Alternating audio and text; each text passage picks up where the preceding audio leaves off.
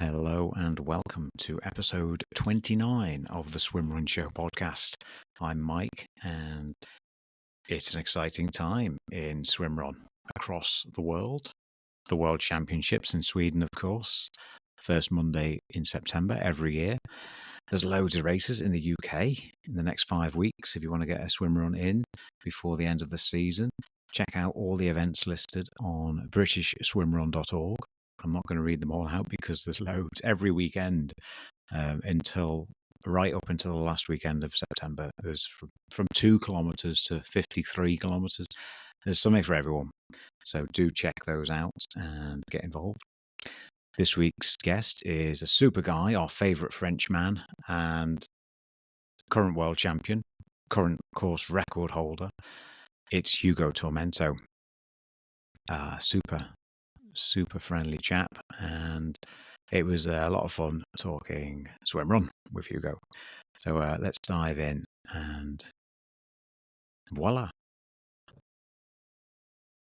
Okay, so we have Hugo Tormento here, world champion. Hello, Hugo. How are you doing? Hey, Mike. Thanks for having me. I'm going pretty well. It's been almost 2 weeks now. I'm in Stockholm. One more week until the World Champs. So I'm staying at my brother's place and working from home here. And everything's fine. Body's in good shape. Weather is good. Everything's fine. Yeah. Good. Yeah, on that note, well, I remember the weather does look pretty settled over there for those who are going over to compete in the World Champs on Monday, first Monday in September. So, yeah, check that out. I've always used yr.no when I've been looking for forecasts of USO. Anyway, leave that aside now. So if you don't know Hugo, he's done quite a lot of swim running. He's won 16 World Series races, twice world champ. I believe, is that right, Hugo? Or was it more than that? For the World Champs, I'm pretty sure. For the amount of World Series, I think it's 16, but I try to keep the count updated, but sometimes I forgot. Yeah. And of course record holders with Max back in 2022 with a few seconds over 7 hours. So Exactly. Yeah. So cool. So different season this year. How's it gone racing with Amanda and Adriel and not having Max by your side? It's pretty different, to be honest. It's funny. It's some new projects, but when you've been used to train and swim with the same teammates for a long time, you have to adapt yourself and find some new ways to train and race. But it's pretty interesting, I think. Max had a great opportunity. He's now a director of a hotel complex in Norway. So he changed his whole life, like country, job, level of responsibility. So he don't have that much time to train. And the first pool is the first proper training pool is like 30 minutes away from where he lives. So quite hard to train for him. So we had to make this choice for this year, at least. Thanks. I've been quite lucky to race with those two amazing people between Adriel and Amanda. Yeah.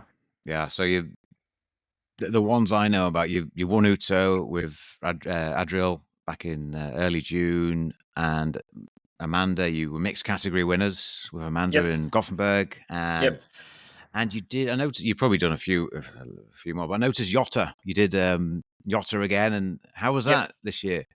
Oh, yeah, awesome. Yeah, awesome. I'm pretty happy with how I did react and how I did respond over there. Unfortunately, the late the day before, they had a storm over there, so they were forced to change a bit the parkour, the time starts and everything. And we had a video meeting around 10:30 p.m. just to be okay, guys. We have some troubles and we need to fix some new solutions. It was quite stressed at that time, to be honest. because we switched from a longer distance to a shorter distance, and there were a lot of guys from the Triathlon World Series or Short France circuit, and those guys are super fast, especially on the runs. And when the swims are shorter, it's harder to make a gap on the swims. So I was quite a bit stressed, but Max had the perfect answer at that time. It was like, "Come on, man, this is why we are doing sport. This is why we love this to feel this stress and to feel this unknown, and this is why we are here to race. This is what we are searching for." And thanks to me, thanks to whatever, I've been able to race pretty well over there, and I'm quite happy with the result. Yeah, second place, and with really tough competition, as you say, especially the shorter course. Obviously, certainly with the OtillO Swimrun, you've kind of specialised in the longer courses, as most swim runners are, I guess, compared to super sprint. So yeah, well done there. And yeah, it's cool that I think with swimrun, like the race directors are really dynamic across the world. How they change to the conditions on the day. They always find a way to make it work, in my experience. So that's great that OtillO as well. So cool. So looking ahead, sorry. It was it was pretty appreciable that they've been able to set up a B plan that fast and to permit us to race, even if it was not the same conditions. It was still a race. We were not just like, "Okay, guys, there's a storm, so you can go home now." yeah, exactly. Yeah. So looking ahead to a few days' time, racing with Amanda, as you did in Gothenburg, mixed category. So I guess you learned quite a bit in Gothenburg ahead of the World Champs. Yeah, yes. We did learn a lot. It was our first race together. We didn't race together as a team before, and we had quite some issues before because Amanda did open her knees on Rockman with Adriel, and she was not able to run almost all the 3 weeks between those two races. And I had issues after Iota because there was some bacteria in the water, and I've been infected by 2 of them, and I've been stuck in my bed for almost 2 weeks. So I've been able to run just like 2 days before Gothenburg, and we were both having quite low energy level. So it was really interesting to discover each other in those conditions, because it was in a way the perfect way to try ourselves, because the most important part to me in OtillO and as a team is to know yourself when you're in a bad shape, in a bad mood, in a bad whatever, because it's where you have to adapt and to control yourself the best to make things happen. And it was a really good experience for that reason. Tough one because we didn't have that much of a funny day together. To be honest, we were pretty sure both in our body, and the rest was quite long, but yeah, happy we made it, and it helps us to build both some confidence for the World Champs. Yeah. I expect that was great timing as well, isn't it? With the early August, it's almost kind of a month before the World Champs. So yeah, that's cool. So there's a few people we've mentioned. You and Amanda could be at the front of the males as well as the mixed, as well as the females. You could be. Who knows? We'll see. We'll see next Monday. We will try our best to make things happen, but it's a tough battle, and those guys are super fast. So it's gonna be tough, and we are here to play, and let's play. Yeah, let's play on a long day. You're from New Caledonia, right? Yep, exactly. Yes, so that's an island off the coast of Australia. in the Pacific. Yeah, cool. Yeah, exactly. On the East Coast, it's a bit like exactly on the East Coast of Australia and up north on New Zealand. Wow. So sorry for my English, but I did learn it by myself when I was young. I've been traveling a lot in families over there just for training camps, and I just learned like this, like, okay, kids, now you have to play with the other kids. Yeah. And when you're not speaking at all English, you try to learn as you can.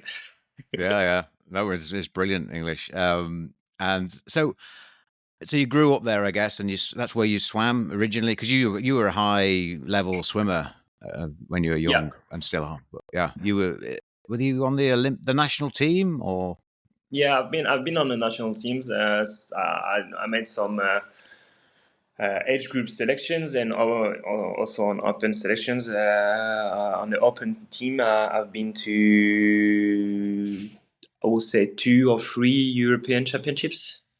Wow. I did not did any world, only on age groups, but not in open. Okay. And front crawl was your top stroke? Oh, I did change a lot.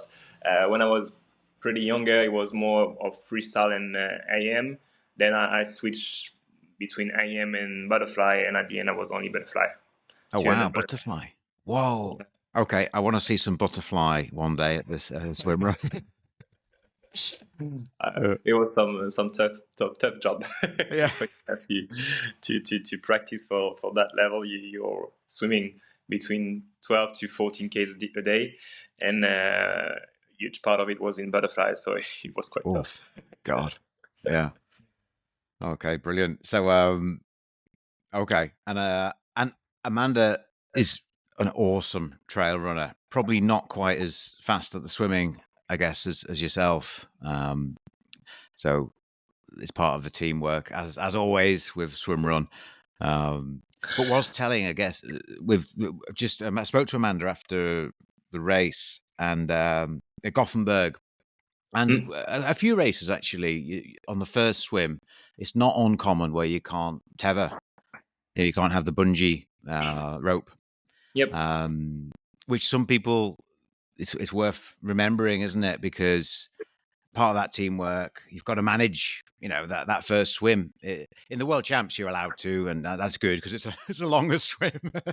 But yeah, I like that aspect. Is you've just got to manage with whatever you're faced with, haven't you?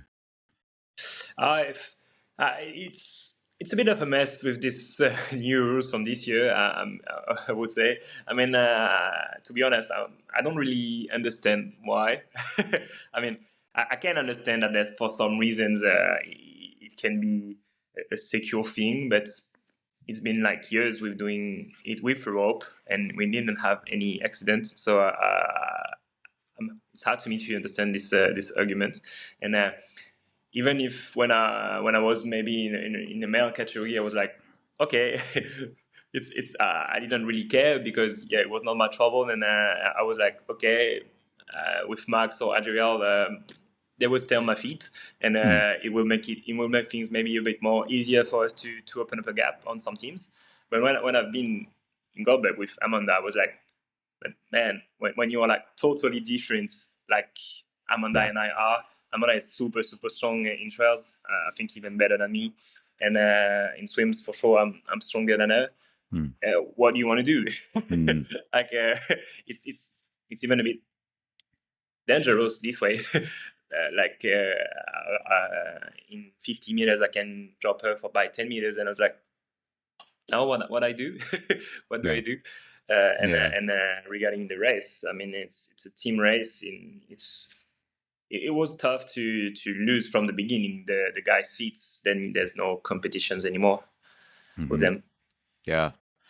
I wonder if you're always at the front of the pack, so you probably don't see the carnage behind that might be going on. But I know what you mean. It feels like it's not dangerous to be on tow ropes, blah blah blah.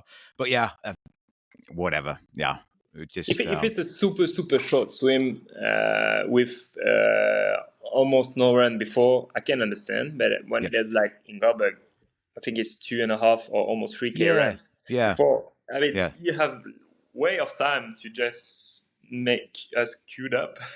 That's true. Yeah. And open up a gap. So I remember when back in the days there were VAR, it was like normal because VAR. Did I lose you? No. No, I'm here. Yeah. Sorry. VAR was like maximum 150 meters run before jumping into the water. So yeah, it feels natural to not have any rope up there. But when there's those kind of long enough runs to make all of us queued up, there's always a bit of a back, but I don't think it's that much dangerous. Yeah, no, I don't think so. Yeah, okay. Well, luckily, World Champs doesn't have that problem. Because fingers crossed. Fingers crossed, it could change. We'll see it on Sunday evening. But I really hope not. On a 2K, it might be quite long to just push. Yeah. I mean, you can't really do it because Amanda's so good at the running. But you can't, because of the 10-meter rule. You couldn't send Amanda ahead, and you know, yeah. So yeah, but yeah, I'm pretty sure it'll be all good. It'd be good to see actually how you guys get on. You don't have to reveal your secrets, of course, but towards the end of the race on the Monday, the short swims and the short, over the final 15. There's sometimes, I guess, with Max, you've untethered, haven't you? You've just swum without the rope on some of the shorter swims, and I guess you'll just see how it goes on the day with Amanda. Yeah, maybe on super short swims we will not put the rope like those in between the last islands before Uto. There's some that are like 50 meters long or 80 meters long. It doesn't deserve the pride to put the rope on and rope off. You're losing way too much time in transitions. But otherwise, I think I might have it all the day long with Amanda compared to with Max, where, if it was shorter than 100 and 150 meters, we were without rope because it was, too much time, losing too much stress just to fix the rope while running. Too much risk to take any injury. Yeah. Cool. Okay, so let's dive into some kit questions, Hugo. So I noticed you had the Hoka Tecton X3 at Gothenburg, and you'll be racing with those on the World Champs? Yeah, I'll be racing with those ones on the World Champs. They are magical. Yeah, they really improved the grip. Right. For my Swedish fellows, it's almost looking like the VGs. VGs are still better regarding grip, but the comfort has nothing to compare. And the bouncing with the carbon plates, it's super interesting. Even more on the 3 long runs on Run Maro, Namdo, and Arno. It will be quite useful. Yeah, that's it's a big old run, isn't it? Amanda will be loving that. So I noticed they have a kind of an ankle sock attached to the. Did you cut that off in Gothenburg, or how was it? Yeah, I did. To be honest, I don't. I didn't, but it's the. I'm in contact with Oka in the headquarters, and one of the founder, which is the designer, cut it for me because it can be in a way dangerous if you do it yourself, because at some points you can have some scratchy points that can be painful on those kind of races that are quite long. So he prefers to make it on his own and send it back to me. But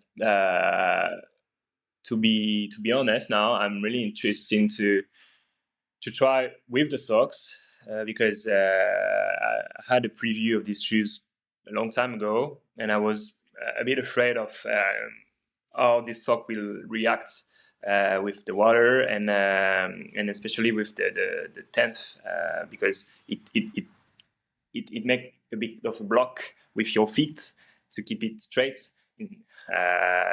You have to force with your feet to make it straight, and that was the two things I was afraid of with these socks, and that's why I cut it off. But Amanda did race with the socks, and she was pretty happy with it. Didn't feel anything in the water regarding water blocks or just having some strength because of the sock that didn't permit her to keep her feet straight.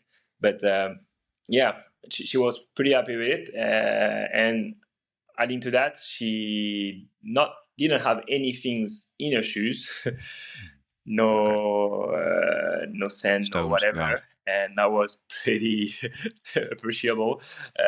So really interesting to have a look at this. Yeah, they look great, and yeah, so that's worth noting. Don't cut it off yourself. Just contact the designer at Hoka. No.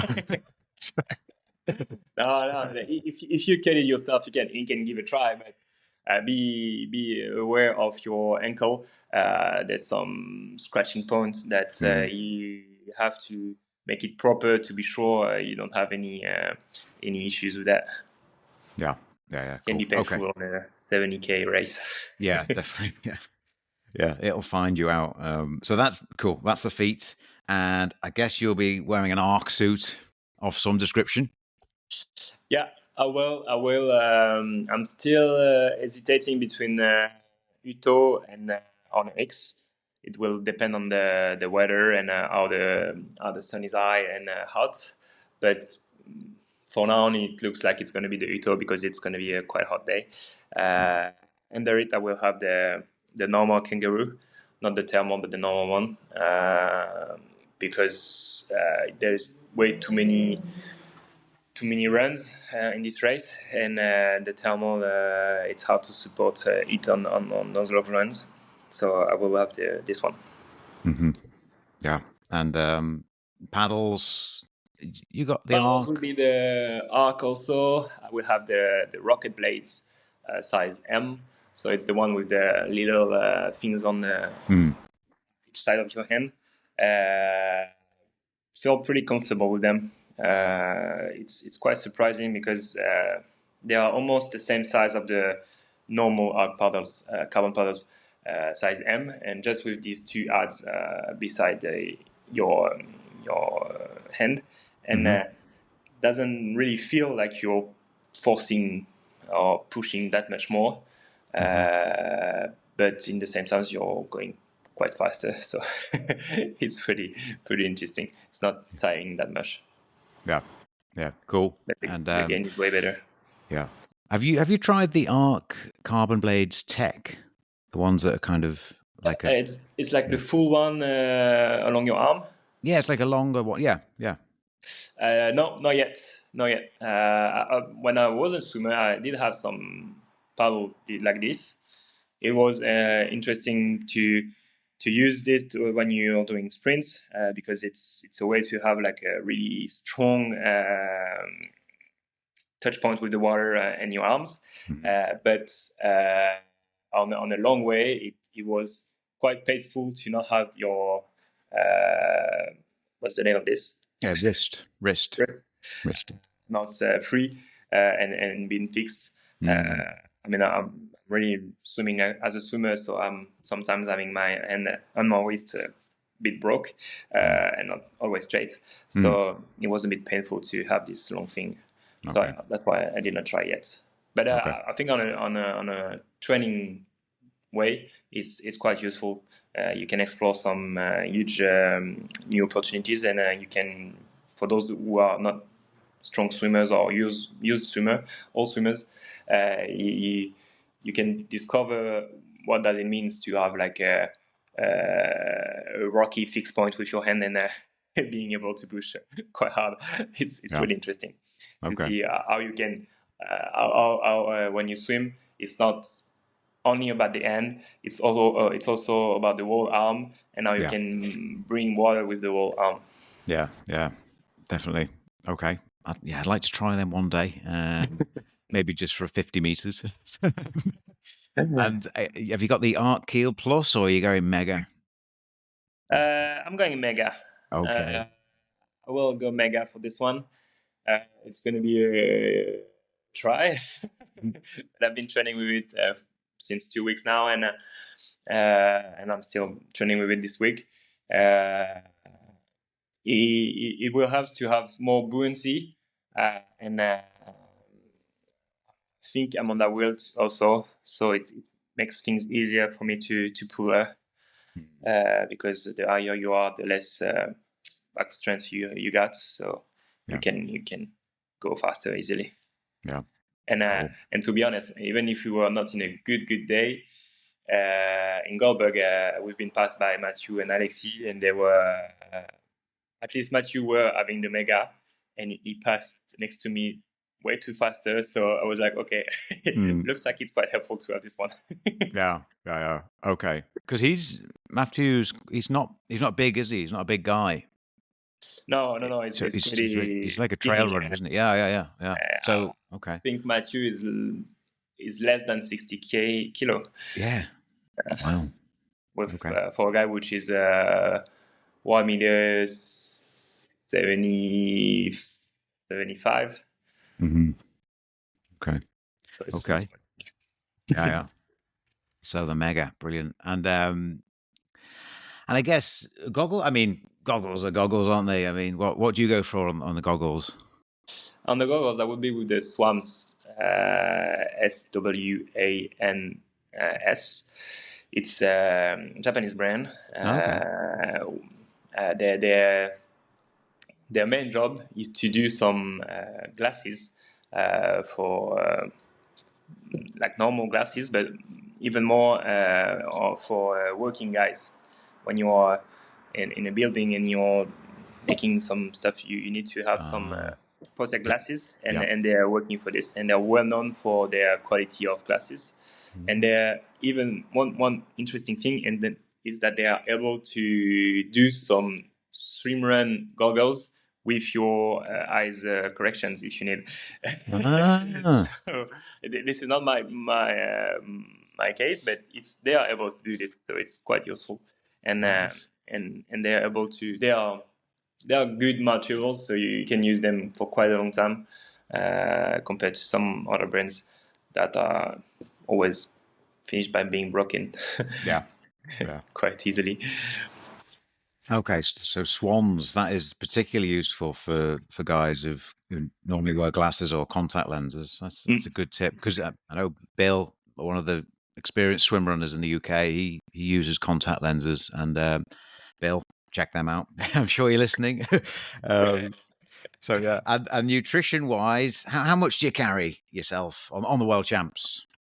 To be honest, I don't have the right answer now, because I did change some. I did make some change this year. I'm now supported by Martin, and we did change our nutrition plan.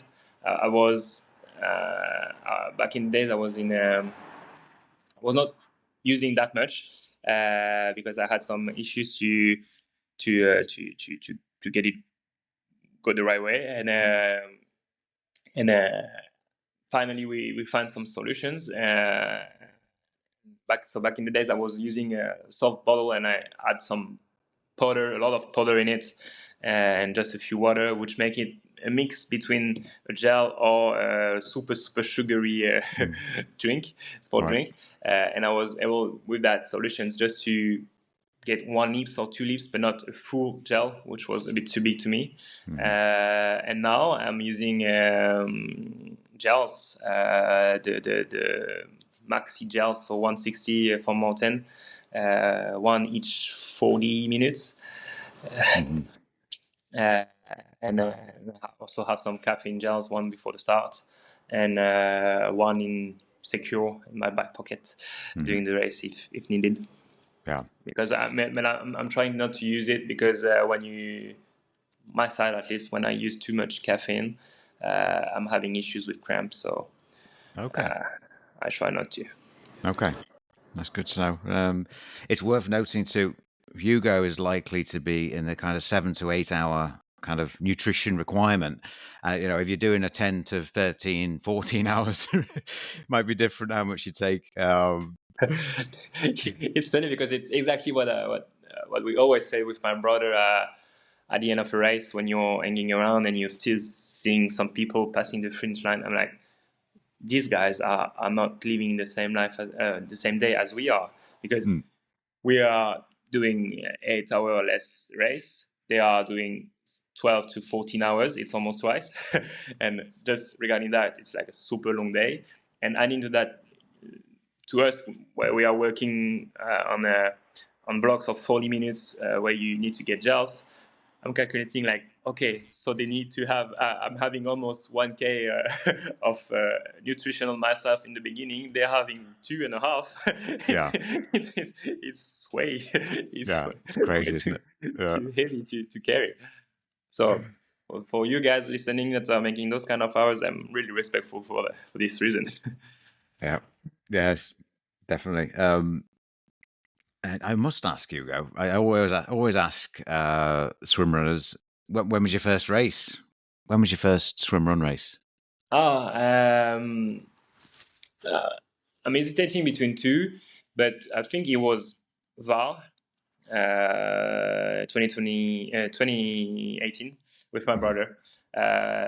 We were on an Ironman project, and coming from the swimmings, I was only doing 2 minutes races, and at that time he said, okay, I was quite afraid of the long distance, and he said, okay, let's do one swim run. There's something named OtillO. It must be affordable for us because we are good swimmers, so swimmers, it's not an issue. And running, if you cannot run, you walk. So let's give a try this stuff. This way, it's gonna be funny. And then over there, we met some other friends that were already on the course for getting points and get qualified to OtillO. And they bring us to Silly 2 months later. After Silly, I was like, okay, bike is quite boring. Yeah. Let's switch to OtillO and try to make the best out of the sport. Brilliant. Yeah, because Silly had a couple of long swims, didn't it? So yeah, I guess you. And actually, Havar had that big swim. Near the start. The 3K swim between those two islands. Yeah. With the funny part, when back in the days it was Matt and Michael, they were saying the day before, we will start between 15 to 6 and 15 past 6. I was like, it's a huge area. It's because of the ferry. Yeah. I was like, what ferry? Yeah, these 3K swims, put your heads up and look if there's a ferry passing through. I was like, okay, we don't have the same secure rules in Sweden and in France, it looks like. Yeah. Yeah. Yeah, brilliant. Yeah, that was a long swim, wasn't it? Be good to maybe see a race back there in Croatia soon. I see you've got a swim run camp, Hugo, in October. You're running? Yeah. I was planning to have one. Unfortunately, shit's happened, and I have to postpone it. But I will put it in the early season next year. I will communicate around it on my Instagram account for sure. But the idea is to spend a few days with some people interesting about swimrun with good average level. We don't need to be a super fast guy, but it's just to spend times up in the Alps in Chamonix, and just spending 4 days. I will have some kind of lessons just to help everyone on how to deal with their issues in swimruns and how they can easily progress. But the main idea is not to train super hard. It's more to spend some good times, and it's a super nice venue over there with a friend will be there, which is a chief. So it's going to be a super great mealtime. Oh, a chef. Okay, yeah, Yeah, yeah, yeah. chef. Yeah, sorry. I thought you said a chief. No, Like chef, an chef. Indian. Okay. Chef. No, Okay. so we will have some good vegetarian food. Oh, nice. Sounds good. Are you a vegetarian, Hugo? Yep, I am. Look at that. I am since like 4 years now. Wow. Okay. And is your brother still racing, by the way? Swim run? He is, and he's going to do the World Champs again with Bartos. Okay. Lish fellow. Okay. Cool. I was thinking, I mean, last thing, I guess, I was thinking the other day how important the swimming is on the World Champs, even though it's not a high percentage compared to like some races, but because it's so long, like a percentage of a big number is a big number. But it just got me thinking, because when I did it last year, we were both a little bit injured, and we just thought, well, swims will be fine. Paul, my partner's swimming has been immense recently. He's been training hard, and we were amazed how slow we could run and make the cutoffs. But because our swimming was good, particularly the bigger swims, so it's kind of I wouldn't like to be slightly injured and not be confident in the swims on that course. What do you mean? Sorry. So it's on the face of it. If you look at the distances in the World Championship course, it looks like it's a runner's course. There's a lot of running. It is. But if you have with those couple of long swims, if you're not great at swimming, you can lose a lot of time. Yeah, for sure. But I would say, as always, the thing is, there's a few long swims. So the one from the start, and then the big swim, and even the one just after the big swim, which we are not talking that much about. But when we already the big swim, just going for that long, 10 minutes after, it's always a long swim. Yeah. But yeah, it's if you're not trained enough in swims, you can always lose sometimes in the water. It's always a bit of a mess when you're not a good swimmer. But looking it in entirety, it's a runner's race. Orno. With Orno, with Rodmaro and Amdo, and just looking at percentage, when you look back at Uto or Godberg, they were 8.8 swims with 31k run. Then you only gain 1.2k swims, but you also gain 20k run. Yeah. So it's compared to some other races, it's a runner's race. Yeah, but if it's a rough day, you swim and your swimming's not up to where it should be, I suppose. I'm always amazed how the difference of like a 1.6k swim, the time loss between the difference between the front and the back. If it's a rough day, I mean it can be massive, and then that impact on your run, on your long run or afterwards. And if you're getting cold, you're in the water longer, obviously, if you're slower. So yeah, it is a runner's course, but I think the swimming is. You've got to, you can't neglect the swimming, can you? Yeah, sure. And one thing is that you are in the archipelago over there, and you're not that much protected. And with those kind of super long swims, it's exactly the point where there's no islands beside. So the current can be quite strong, and if it's wavy, if it's a bad day, it can be a super long time in the water. So for sure, you have to train hard for this race regarding the swims, and you can lose a lot of times just because of that. Yeah. So don't forget, guys, Hugo, world champion, former national team swimmer. That says it all. Yeah. But that's to be honest, I think it's how we made things happen with Max all the way along. It was just because in the water we were able to go maybe not faster but easier than the others. So it makes us being in a better shape on the way out. So we were able to push in the runs where they were not. And if we were not making the gap in the swims, that's why we were making in the beginnings, and then we were able to make it on the runs thanks to the swims. So swims is always a good weapon. Yeah, definitely. Brilliant. Well, Hugo, well, good luck to you and Amanda, and I think you'll be my favorite team this year. But wait, see who turns up on the start line. Thanks a lot. Thanks a lot, and thanks for everyone listening. Boris, thank you. Bonne chance. We'll see. In French, when you say bon chance, you answer merde, which literally means shit.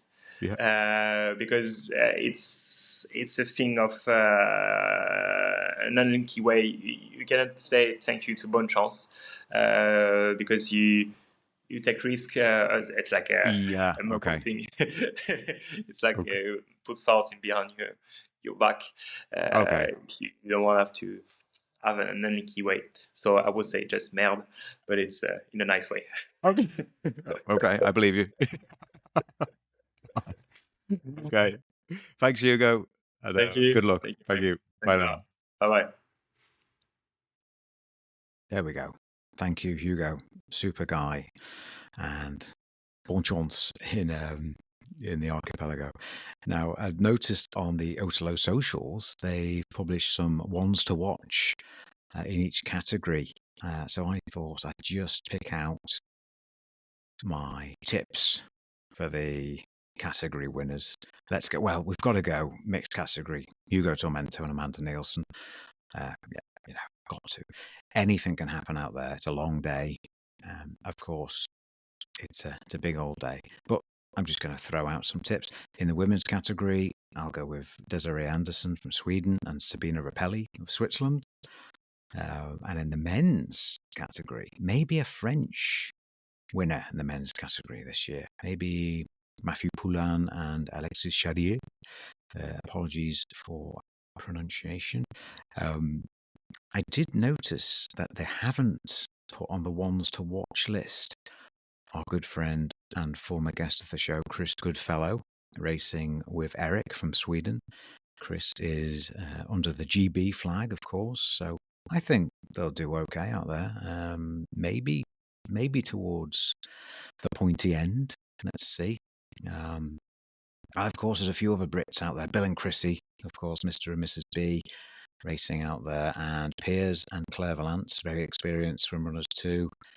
Good luck to everyone, whatever flag you're under. I've noticed a Scottish flag on the start list and an Irish flag as well. So good luck to everybody, and enjoy it. And just keep moving, keep eating, and away you go.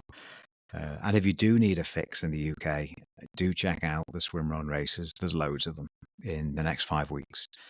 They're all listed at britishswimrun.org under the events tab. And that is that for now. Au revoir.